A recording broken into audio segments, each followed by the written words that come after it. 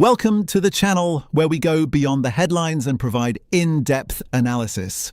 And today's episode is one you're going to want to stick around for. So, America's most powerful immigration myth has an author, a date, and a publisher. It was not written by Jefferson or Hamilton. It did not emerge from Ellis Island or the Statue of Liberty.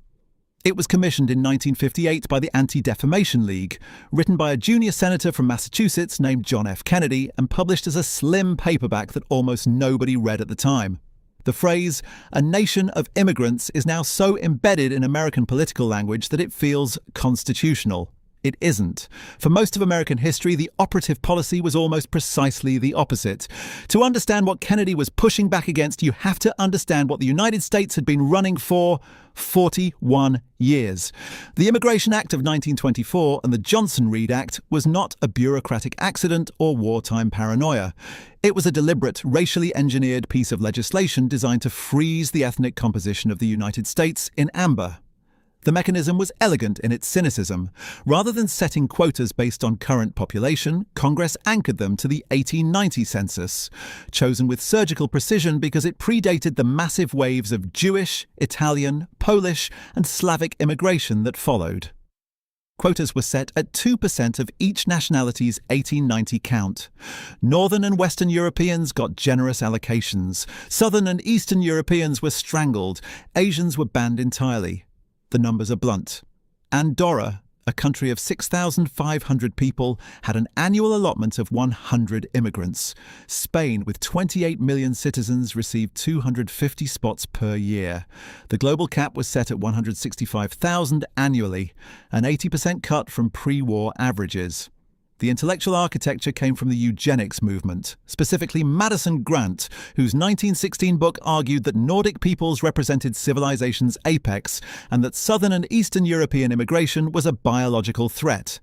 Harry Laughlin, eugenics advisor to the House Immigration Committee, called the 1924 Act a triumph of scientific racism embedded into law. The consequences were not theoretical. When European Jews began fleeing Nazi persecution in the 1930s, the quota system made mass rescue effectively impossible. The United States had the legal infrastructure to keep them out, and it used it. This is the system still fully operational when Kennedy sat down to write. He acknowledged that immigration limits were legitimate. What he argued was that basing quotas on racial origin rather than individual merit or family connection was indefensible, contradicting every stated American value. Kennedy was killed before he could act on it. Lyndon Johnson signed the Immigration and Nationality Act of 1965 at the foot of the Statue of Liberty, in a ceremony rich with symbolism and poor with foresight. Johnson predicted the demographic impact would be modest. He was catastrophically wrong. The 1965 Act replaced national origins quotas with two pillars: family reunification and skills-based preferences. Family reunification created what demographers call chain migration. One family member obtaining legal status could sponsor relatives, who could sponsor more, compounding across generations. In 1965, 84% of legal immigrants came from Europe. By the 1990s, the dominant sources were Latin America and Asia. This was not what the architects intended or admitted to intending. It was the unplanned consequence of replacing a system based on where you came from with one based on who you already knew in America, which in 1965 still meant mostly Europeans, but stopped meaning that very quickly. The political fault line this created has never closed. Every major immigration battle since, Reagan's 1986 amnesty, the failed reform attempts under Bush and Obama, Trump's efforts to reimpose something closer to the pre-1965 logic, runs along the same fracture. On one side, the Kennedy formulation that America's identity is inseparable from absorbing newcomers. On the other, the older instinct that immigration is a policy lever to be calibrated, not a national calling to be celebrated.